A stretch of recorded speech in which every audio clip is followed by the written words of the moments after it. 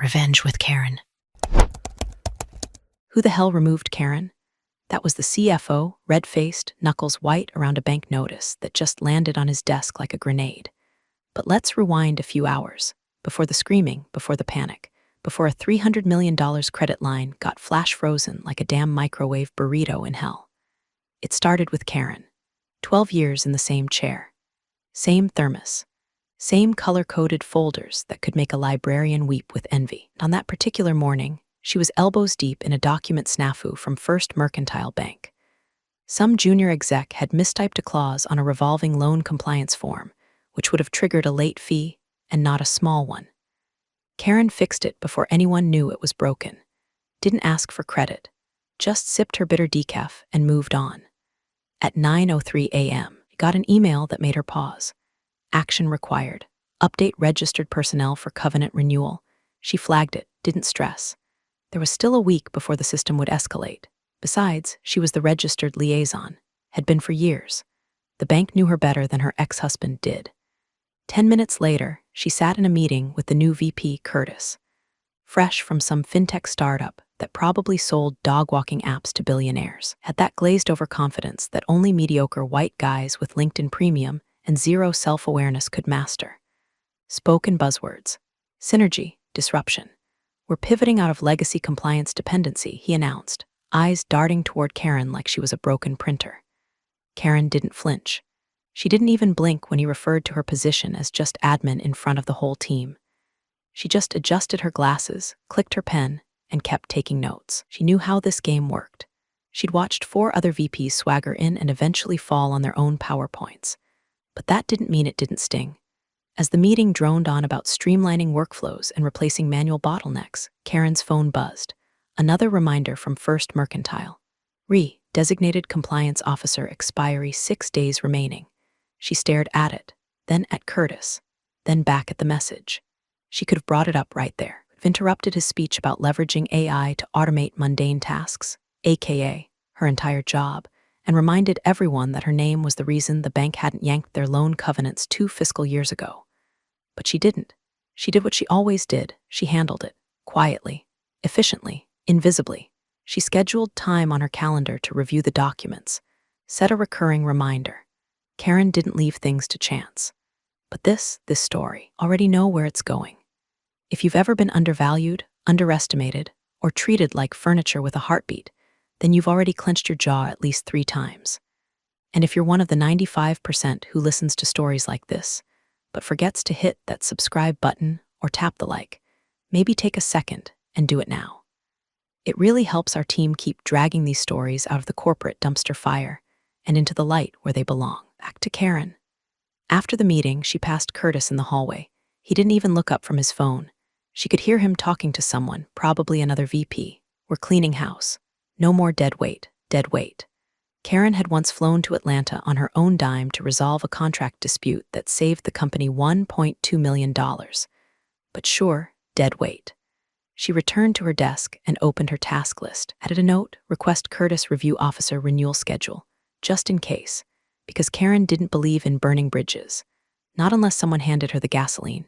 She got up once to refill her thermos, passed the server room, paused. Something in her chest fluttered, an instinct maybe, a whisper of trouble in the air, but she shook it off. She wasn't paranoid, just prepared. At 11:14 a.m., her Outlook pinged with a calendar invite she hadn't seen coming. Subject line, quick sync Curtis. No agenda, just a time slot. Karen clicked it, sighed, and tucked her pen into the spiral of her notebook like a bayonet. She walked down the hallway, past the frosted glass offices the execs liked to pretend were transparent. Curtis's door was half open, just enough to let his ego breathe. He didn't look up when she knocked. Come in, he said, like he was granting parole. Karen stepped inside. The blinds were down, the air too cold, like he'd chilled the room for this moment. Curtis stood behind his desk, not seated, not relaxed, like a middle manager reenacting a TED talk in front of a broken mirror. I'll get right to it, he said, flipping a page on a document that clearly didn't need flipping. We're streamlining operations, and we're sunsetting your position. Karen blinked. That was it. No preamble, no performance review. Just a corporate death sentence wrapped in buzzwords and cowardice. What now? Sunsetting, he repeated like he'd invented the word. It's not personal. We've just identified a few legacy roles that no longer align with our growth model. She looked at the paper in his hand, probably a termination checklist printed off HR's SharePoint with the emotional weight of a napkin. I see, Karen said slowly, voice flat. Would you like a formal handover? My files, task trackers, key contacts. Curtis actually laughed. Like she'd offered him a fax machine and a VHS tape. Oh, no need for all that, he said, waving his hand. You've got documentation somewhere, right? We'll figure it out. Honestly, Karen, no offense, but we've got bigger fish to fry than admin processes.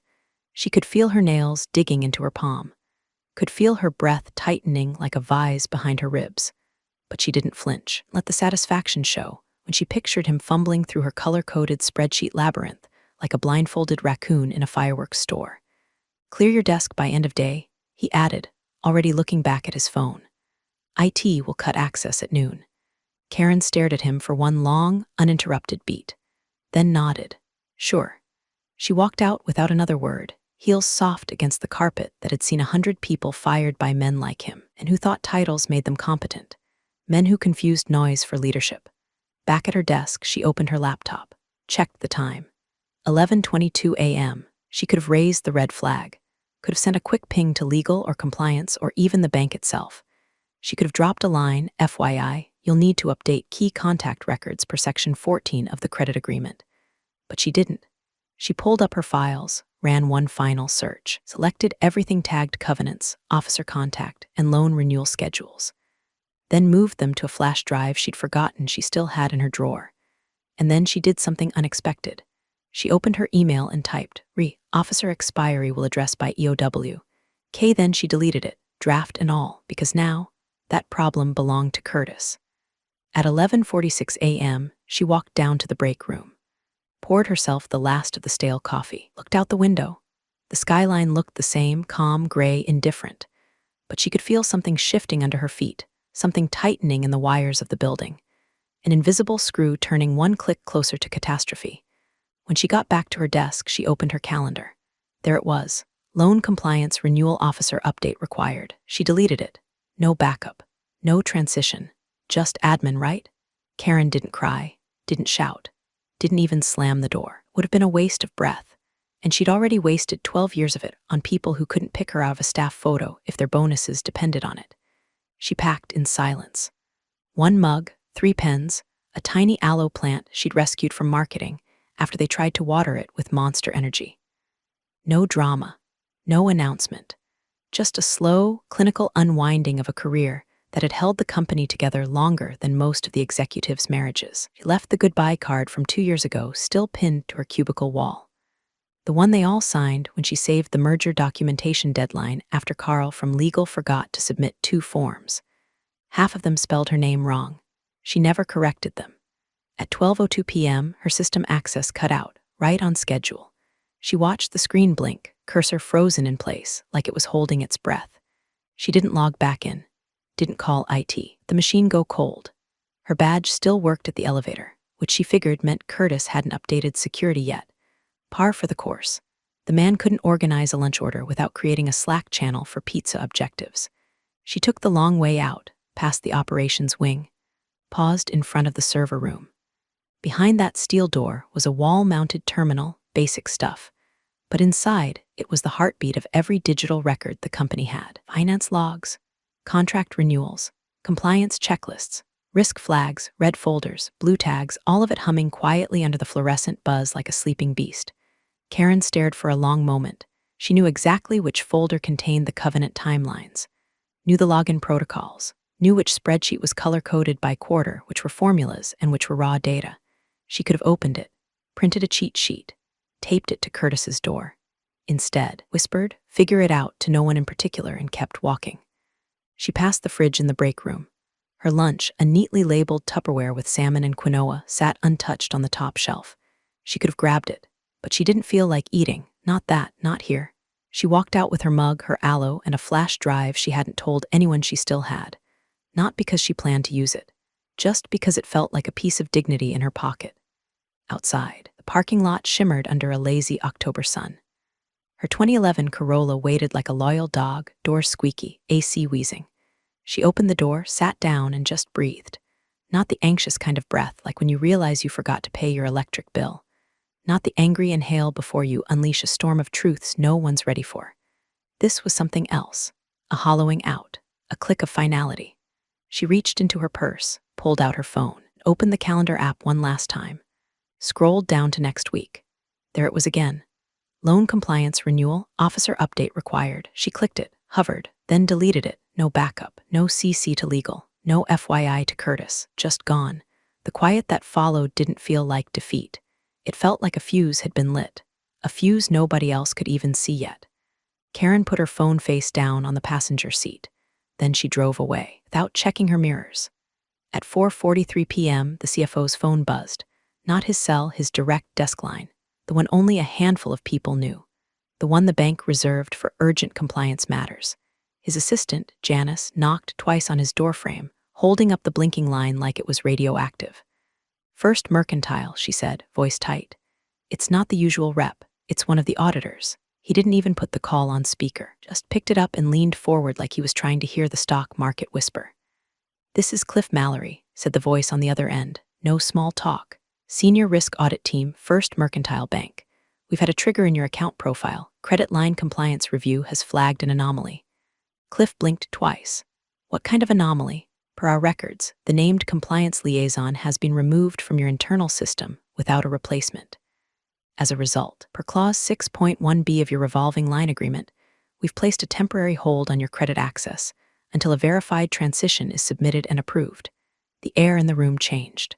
Cliff could feel it, like someone turned the oxygen down. Hold on. That has to be a mistake," he said, already opening his laptop. The bank system had a portal he used once a month, maybe.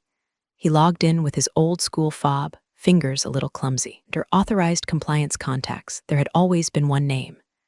Karen R. Delaney. It was gone. Cliff's eyes narrowed. His pulse ticked louder behind his ears.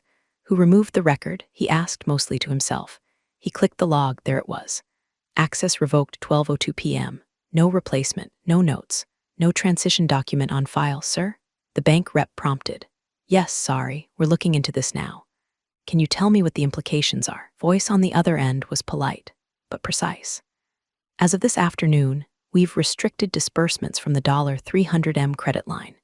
That includes vendor payments, payroll advances, and contractual obligations tied to short-term debt servicing.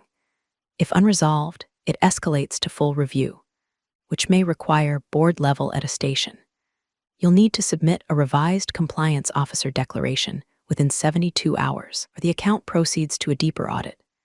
Cliff didn't say goodbye, just hung up, stood, and walked fast, almost ran down the corridor like he was chasing a ghost. He burst into Curtis's office without knocking. "Was Karen the compliance liaison for First Mercantile?" he asked, each word sharp, clipped, urgent. Curtis was mid-conference call. He hit mute and waved a hand like Cliff was interrupting a performance. "She handled paperwork." "Sunsetted that role?" "You sunsetted a bank-appointed liaison?" Curtis blinked. "Well, I mean, she was admin. Her title was what?" "Risk support analyst." Cliff didn't sit. He opened Curtis's credenza drawer without permission, found the termination paperwork Karen had been handed that morning. He flipped to the checklist. No transition protocol. No line items marked for covenant updates. No signature from compliance. Just a single sentence. Role dissolved as non-essential. "Jesus Christ," Cliff muttered. "You didn't even ask her for handover?" Curtis laughed, then saw Cliff's face and stopped. "I thought." She didn't say anything. Cliff looked at him like he'd just watched someone throw a wrench into a jet engine mid-flight. "She didn't say anything because she's not stupid. You pulled the pin on a live grenade, and she let you." He dropped the termination packet on the desk, hit with a weight that wasn't just paper. Curtis frowned. "We can just assign someone else." Cliff shook his head. "You don't assign bank compliance like it's a birthday card. The system's locked. The contact record was her, only her. You pulled her out and didn't insert a replacement. There's no process continuity." Curtis looked down at the packet again, this time like it might bite him. "Is this going to affect our credit line?" Cliff's mouth twitched like he wanted to laugh but couldn't find the energy. "No, Curtis. It already has." Cliff didn't go back to his office. He went straight from Curtis's office to the executive suite's war room, a glass box with a view of downtown and a giant whiteboard nobody had touched since the last company rebrand. His phone vibrated again. Janice had forwarded another email from First Mercantile. Subject, credit access flag account, frozen pending personnel resolution. He didn't even sit, just paced. He tapped his temple with a capped Sharpie like he was trying to knock the right answer loose. Then, without warning, he turned and marched back down the hall, past startled analysts and frozen interns, and slammed the VP's door open so hard it bounced. Curtis looked up mid-sentence, AirPods still in. "Do you have a minute?" Cliff snapped, eyes burning. Curtis tapped his laptop. "I'm on a call with the marketing team, hang up." Curtis blinked, then reluctantly clicked leave meeting. "Was Karen Delaney your registered liaison for First Mercantile Bank?" Cliff asked, voice flat but laced with urgency. Curtis scoffed like he was being accused of grand theft fax machine. "I mean, she handled paperwork. Vendor forms, reminders, calendar stuff." Cliff dropped into the chair across from him, ready flipping through the HR offboarding packet like it was an autopsy report. "Jesus," he muttered, holding up a page. "No knowledge transfer, no escalation protocol, no checklist sign-off. You just pulled her badge and walked away." Curtis shrugged, trying for nonchalance, but landing somewhere between clueless and sweating. She was legacy admin. Her processes were all documented, right? I assumed someone in ops could pick it up. Cliff looked up at him slowly. It wasn't a file clerk, Curtis. She was our designated compliance liaison for a $300 million revolving credit line. Curtis opened his mouth, then closed it. "You don't assume when it comes to federal banking compliance," Cliff snapped. "You verify, you transition, you double sign, and you don't let IT nuke her credentials before a handoff unless you want to explain to our creditors why payroll's about to bounce." Curtis sat back, rattled now. Okay, how bad is it?" Cliff held up his phone. "See this? The bank has frozen the entire credit line. Vendors are locked. Expense accounts are frozen. We are one flagged transaction away from a full audit." Curtis tried to recover, lifting his hands in mock calm. "Okay, but we just call them back, give them a new contact. I'll assign Lillian, she's in ops." Cliff was already shaking his head. "It doesn't work like that. The liaison has to be pre-approved, cleared, registered through the bank's internal system. That takes time, days if we're lucky, and right now, we're not lucky." Curtis paled. "Well, can't we just bring Karen back, temporarily?" Cliff exhaled, slow and bitter. "She left without a word. That tells me she saw this coming and decided not to warn us." The silence that followed was heavy enough to crush oxygen. Curtis leaned forward, suddenly frantic. "You think she did this on purpose?" Cliff looked him dead in the eye. "I think you handed her the scissors, pointed at the parachute, and dared her to cut it." He stood, papers still in hand. "I need to call legal. We're going to need someone to explain this to the board." Curtis didn't answer. He just sat there, blinking like a man waking up in the middle of a house fire, trying to remember where he left the extinguisher. Cliff paused at the door, turned back one last time. "You didn't fire an admin, Curtis. Removed the lock holding our capital structure together." His voice dropped to a whisper, not for effect, just because that's what horror sounds like when it starts to settle in. "What have you done?" The emergency email thread started with the subject line, "Urgent Covenant Calendar Access." By the third reply all, it had devolved into chaos. "Anyone know where Karen stored the quarterly renewal trackers? Was she using Teams or SharePoint? Does anyone have her personal cell?" Meanwhile, in the executive suite, the war room had transformed into a panic bunker. Legal sat at one end of the long glass table, rifling through HR's offboarding docs like they were crime scene photos. IT had wheeled in a laptop that looked like it had been fried mid-update. "We've pulled her email backups," said the IT lead, sweat beading on his forehead. "But we can't decrypt her folder structure. She had personal tagging protocols, color-coded, nested. It's complex." Cliff didn't respond. He was dialing the bank again, phone on speaker this time. "First Mercantile Risk Division, this is Denise." "This is Cliff Mallory," he said, voice tight. "We're working on resolving the liaison issue. Can we submit a provisional replacement while we sort this out?" There was a pause. "Sir, per your agreement, the named compliance contact must personally reauthorize their successor in writing. Without that, we cannot process a new liaison. She's been terminated. Then your company is in breach of Covenant Section 14.2. We will escalate to account review by close of business unless the named officer responds directly." The call ended, just like that. Legal looked up from the stack of files. Did she leave any physical copies? Binder? Notebook? Curtis was still slumped in the corner, trying to act like an observer instead of the catalyst. "She always had this little black binder," he mumbled, said it was her master tracker. "Where is it now?" Curtis looked down. "I don't know, she didn't turn anything in. Someone from finance opened the door without knocking. Vendor invoices are starting to bounce. Accounts payables locked out. The room went silent. Legal cleared her throat. Okay, let's walk this back. Do we know what the escalation window is? Cliff rubbed his eyes. 72 hours, unless the bank decides we're in bad faith. Then it's immediate. The IT lead spoke again, voice shaking. And there's one more thing, her credentials were revoked at noon sharp. No one extracted her local files. We assumed she used the cloud for everything, but her local drive hasn't been touched. Cliff looked up sharply. So we have nothing, no data, no passwords, no recovery key, no schedule. An email dinged the board chair. One line. Please explain why I just got a call from the bank asking about compliance failure and capital freeze. Cliff didn't answer. Across town, in a quiet apartment with half-packed boxes and a bottle of chilled rosé sweating on the table, Karen's phone buzzed. 1 missed call, then 5, then 10. Voicemails stacked like kindling. Curtis, hey, Karen, can we talk? No pressure, just, we have a few questions. Cliff, Karen, it's Cliff. We need your help. It's urgent. Please call me back. HR, hi, Karen, just following up. If you're available for a brief call, we'd appreciate it. Karen sat on the couch, barefoot, her toes curled around the stem of her wine glass. She didn't listen to the voicemails, didn't even swipe them away. She just watched the screen light up over and over, like a Christmas tree catching fire in slow motion. And for the first time in 12 years, she didn't feel like she had to fix it. Boardroom was ice cold, not from the air conditioning, but from the weight of something unspoken slamming down like a steel door. 12 people sat in near silence, directors, legal counsel, 2 external advisors flown in last minute, staring at the 86-inch screen displaying 3 words in stark, black font. Credit line locked. Cliff stood at the head of the table, tie loosened, sleeves rolled, a sheen of sweat glistening across his brow that no one dared acknowledge. Didn't need a slideshow. No charts, no spin. He just held a thin packet of papers and said, voice flat, we are in violation of covenant protocols. No one breathed. He flipped to the second page. Karen Delaney was, until yesterday, our named compliance liaison with First Mercantile. She was the sole officer authorized to maintain and update our loan covenant documentation. A murmur. One of the board members, Greg from Audit, leaned forward. Thought she was admin? She was, Cliff said, lips tightening. Admin, who also built the covenant calendar, handled quarterly renewals, managed all regulatory correspondence, and was listed by name on every formal bank document tied to our credit facility. He dropped the next page onto the table.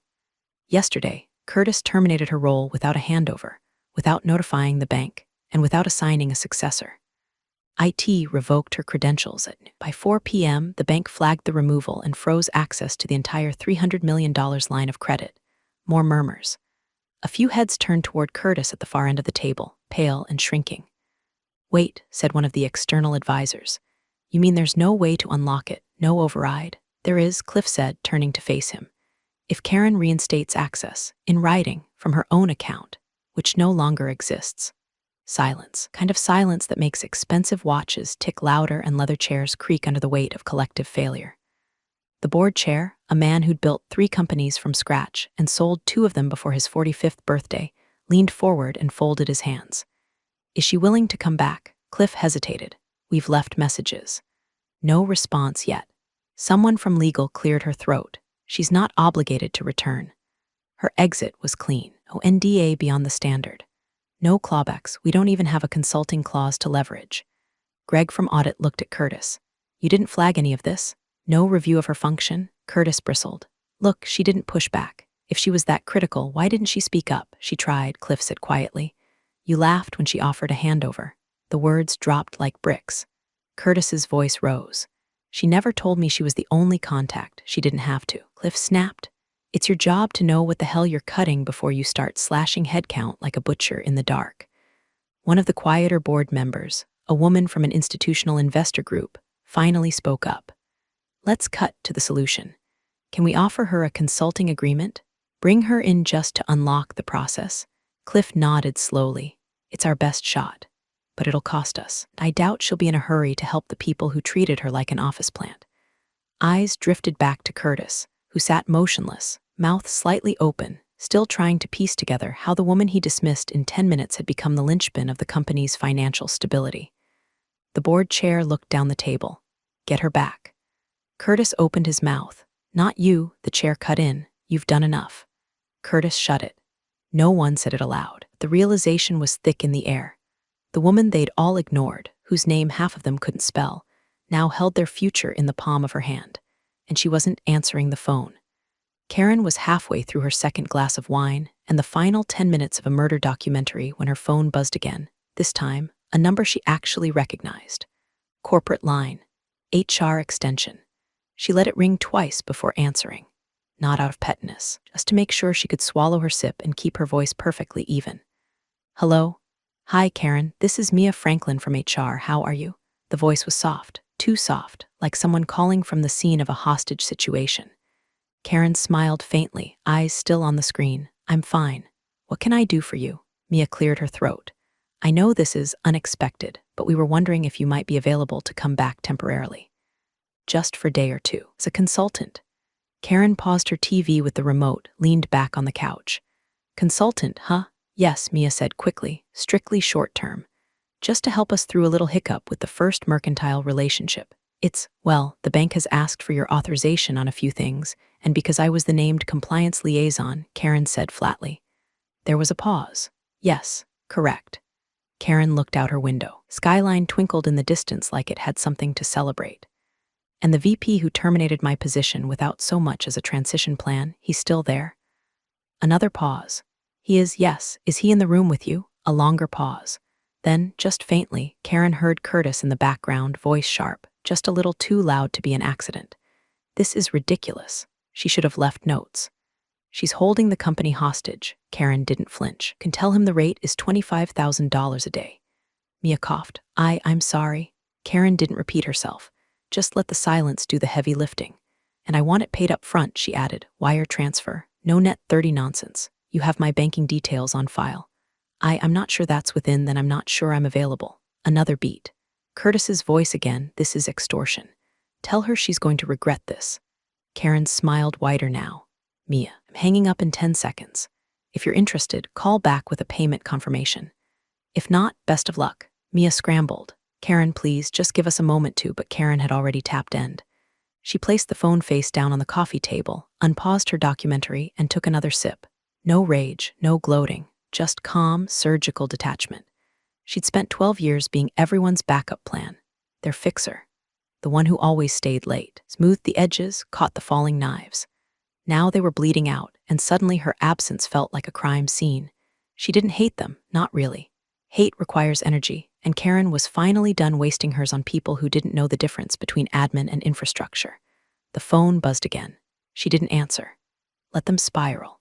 Let them sit in that conference room with their binders and buzzwords and expired access credentials. Karen had nothing left to prove, nothing left to lose.